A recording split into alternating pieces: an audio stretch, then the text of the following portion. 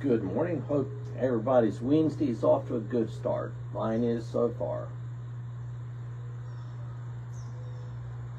As you can see, a University of North Carolina mug from my favorite potter.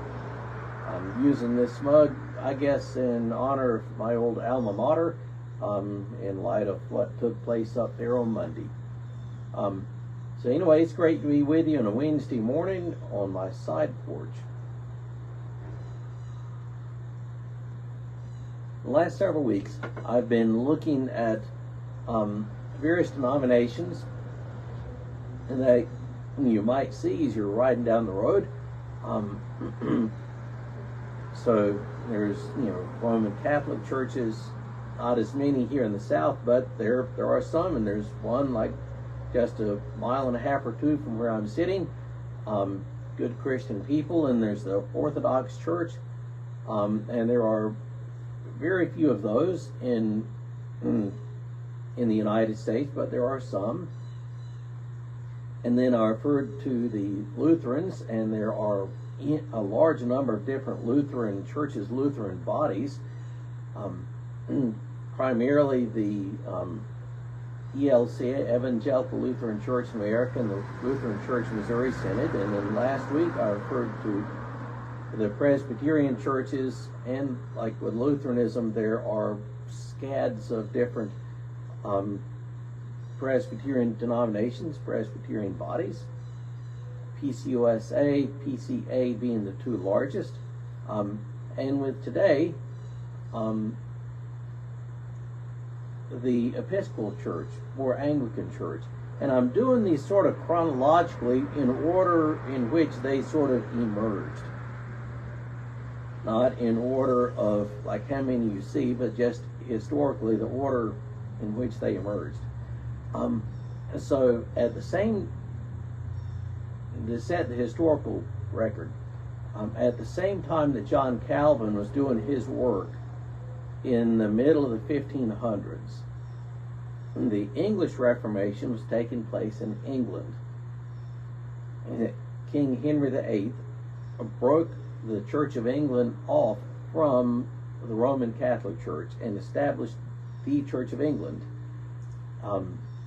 If you want some interest in reading, read about the English Reformation and Henry VIII's efforts in doing that. It's worthy of a bad episode of Jerry Springer. So he breaks the Church of England away from the Roman Catholic Church. And in doing so, he kept the church remained largely as is, except they ditched any allegiance to the papacy.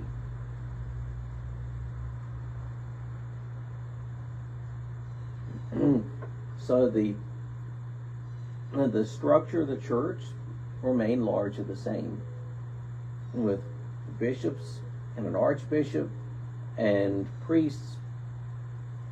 The order of service was not changed dramatically,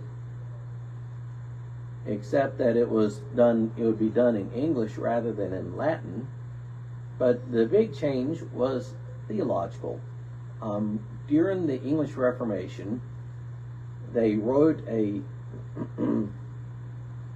the Church of England produced articles of religion, articles of faith, and they would be much more reformed theologically. So what you end up with in the 15 and 1600s is a church body that is very high church and liturgical, but in theology it's closer to the Reformed tradition, a very interesting hybrid. So that is the Church of England, also known as the Anglican Church. When the colonies were started over here, of course, most of the immigrants were English. Not all by any means, but most of them were.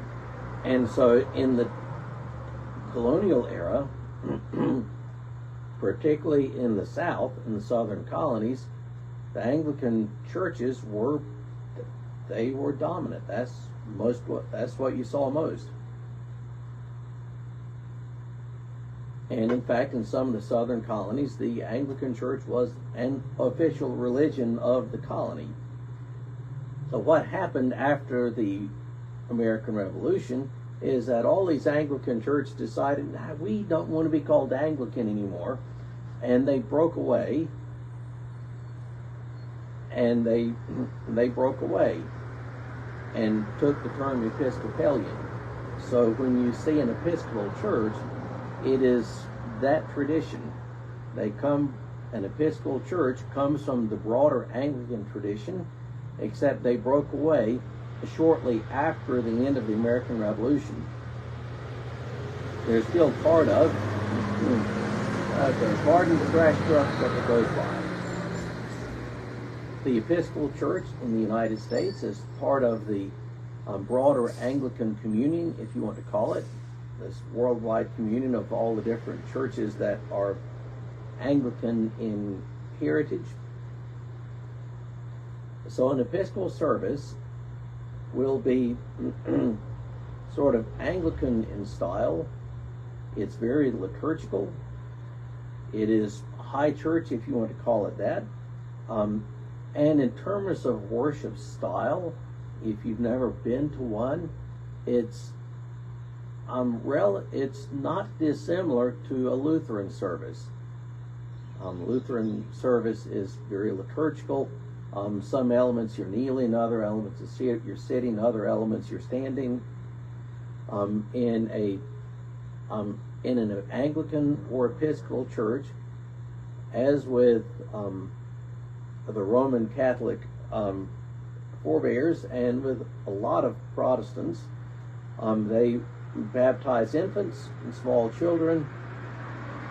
As with Lutheran churches, they will have the Eucharist, what they call Eucharist or communion, every week, and normally they will use real red wine for communion as opposed to grape juice, and if you're a Baptist or a Presbyterian or Methodist. In recent years, over the last 30, 40 years, the Episcopal Church in the United States has grown a little more liberal than the broader Anglican communion, which has caused a little bit of tension there. And I'm not to judge who's right and who's wrong in that, but there is a little bit of tension between the Episcopal churches and the Anglican Church. And so, if you go to an Episcopal church, what you may notice the most is the liturgy. The liturgy in an Episcopal or Anglican church is very beautiful. I've been to a fair number of Episcopal services, and the liturgy is beautiful. It is a beautiful liturgy, and if you're not familiar with that at all, I would encourage you to go visit one just to check out the liturgy. Particularly if they're using an older liturgy, it is very beautiful. A couple of other things to mention. The Episcopal / Anglican tradition theology is very broad. There are some parts of it that are very staid and traditional, but there's also a charismatic element that you can find in both denominations.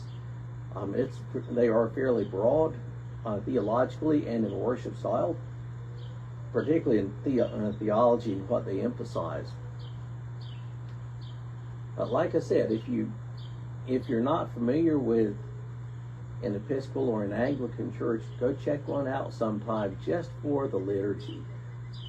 I read an article a few years ago about the woman who wrote it had sort of ditched faith years before and had found herself going back to, I think it was an Episcopal church, just for the liturgy. So she was hoping that she could have the liturgy of the Episcopal Church.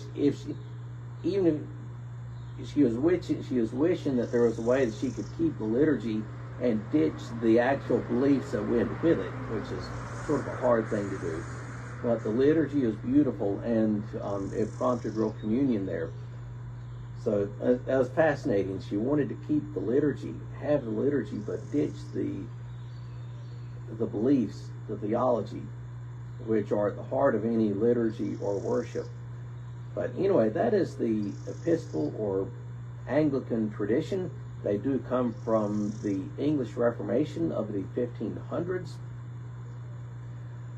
So, one with the caveat, the disclaimer that I make with each of these, I'm not judging any of these denominations. I'm not judging them. I think they are all Christian. They are absolutely all of them Christian, and if you consider yourself liberal or conservative, I really don't care. That's not me to judge. I don't care. But I'm just stating where churches go liberal or go conservative. Anyway, with that said, have a great rest of your Wednesday. And I suppose next week I will take a look at our Baptist friends. Have a great day.